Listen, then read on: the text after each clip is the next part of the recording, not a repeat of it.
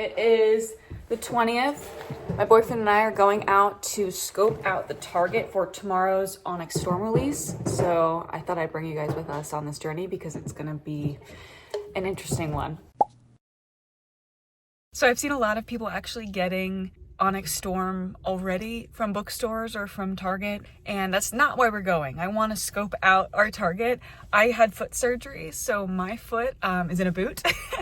And so I want to make sure I know exactly where I'm going on release day. I probably will go in the morning tomorrow if I can't get it online. I know we're having a lot of discourse online, but the Target edition is this exclusive special edition, even though I pre-ordered the deluxe special limited edition or whatever it's called. This is like one of the big super Targets, so I'm hoping that they'll have more of the inventory than the one closer to the city and where we live.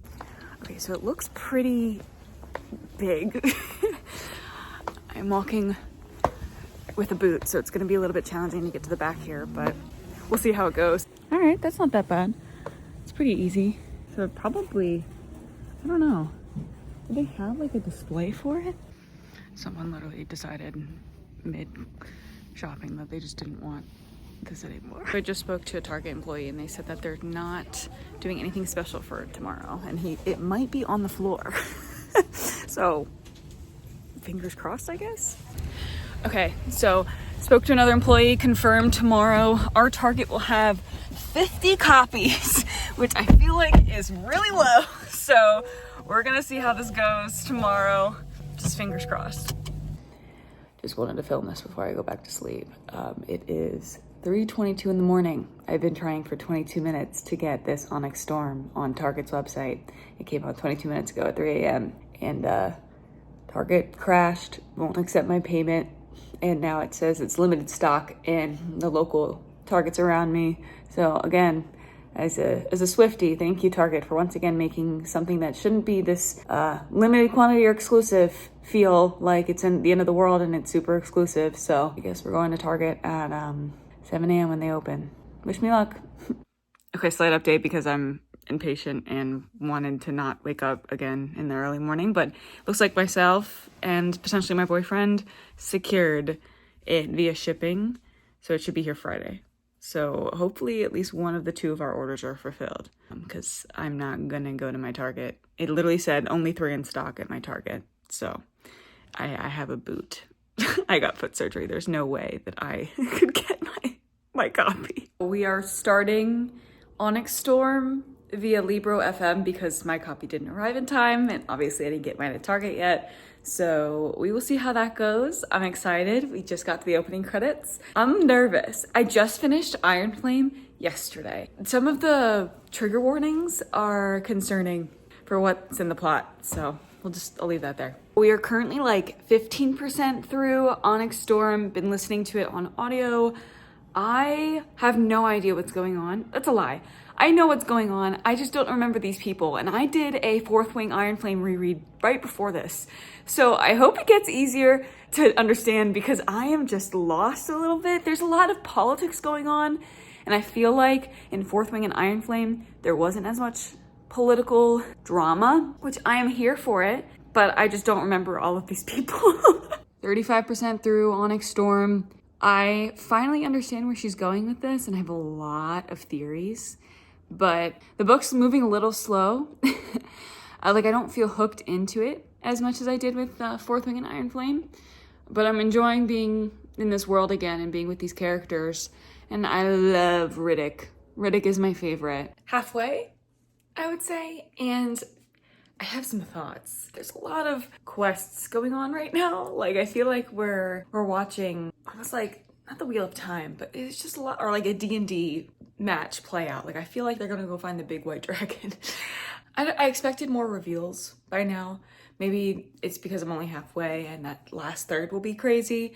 I heard that it ends on a cliffhanger, so I've been reading it really slow. This is like a week after it's come out already. It's Tuesday, the following Tuesday. Hoping to finish this by the end of the week, I think, so I can move on with my life. Currently on chapter 30 of Onyx Storm. I had a thought while reading that chapter, and I just wanted to talk to people about it because literally Violet was quoted just now to say everyone is entitled to their secrets, and I feel like at the third book in a series, especially a fantasy series where there's so many secrets, that is wrong now. I, as the reader, need more information. I need detail. Like, I just feel like there's still so many secrets, and it's just frustrating because this teeters on the line of miscommunication, and that's my least favorite thing in a book. We need the big reveal because the next two books are going to be when they try to battle the bad guys and then they lose, and then the fifth book is going to be like redemption arc. Book number 4, Rebecca Yarros has said it's going to be terrible for the characters. I'm trying to think like if she's plotting it out. But also another thing that I've come to realize is the lack of Taryn dialogue in this book makes it feel hollow. Like I really miss that character. I really miss him, and we don't get much of him because of certain reasons. And I feel like we need that character to really round out some of the almost comedic relief of this book. It feels so serious, which it is, right? It's a political fantasy now. And then number 3 that I'm thinking of while I was reading this is I wish Rebecca Yarros gave us a little bit more of the nuggets of how the landscape and all the different kingdoms work in Iron Flame. I know we got a little bit here and there, but we needed more. I appreciate the list in the beginning of the book. There's a list of who's dragon and what signet they have, which is so helpful. But we needed more information on the kingdoms and how they're related. Or a page like that in the book that said, here's where we left off, here are the kingdoms, here's what treaties are what. I'm still getting lost. Still. Editor Lindsay here. I also forgot to mention during this that it was extremely confusing because the places that we were going to was not on the map in the book.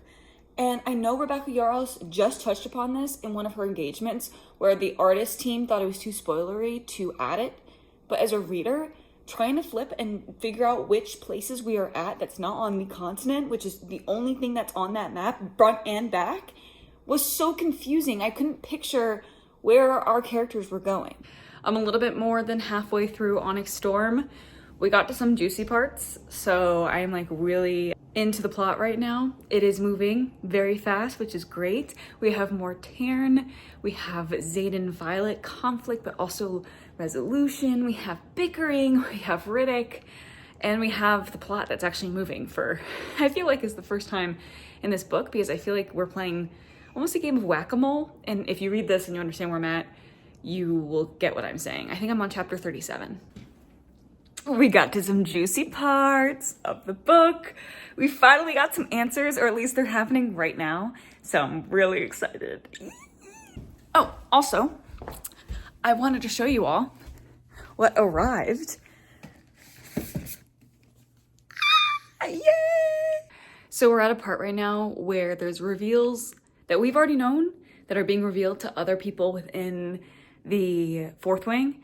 And I forgot, I don't know why I didn't think about this, but I forgot how friendships work in books, and they're all really friggin' pissed that they haven't been included in. It goes to show, Violet said earlier, everyone is entitled to their secrets. They're not entitled to their secrets though, if your friends are going to be upset at you for not cluing them in and helping you out. I feel like maybe Violet's just learning that lesson, but at the same time, I don't know, I feel torn because on the one hand, I totally think that it should be all in this together type thing. And I guess that's what we're going through now. All right, listening to Onyx Storm in the car on the way to run some errands. And we are in the home stretch. We're in like the last 15% of the book.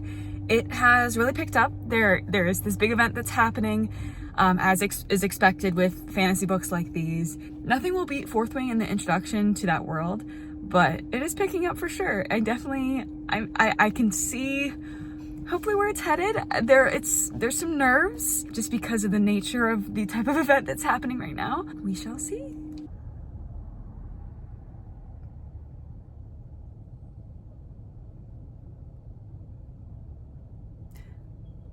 Show the people who you are. This is Darcy. I just wanted to come on here and say, dragon human bond, more powerful and more emotional than human bond. Things are happening right now. Things are moving. Things are happening. We are at page 491 out of like 520 something, I think. and we just switched point of views to Rhiannon. Not a fan. Like, we were in the middle of something, and then we just switched point of views to Rhiannon. Rebecca, stop with the multiple point of views. Get me back to Xaden and Taryn right this minute. I keep imagining Violet with this conduit that she has as like Thor with his hammer. Every time she's like, lightning, all I imagine is like her reaching to the sky and like her eyes going all like lightning like Thor does in the Marvel movies. Does anyone else envision this like that? No! Oh my god.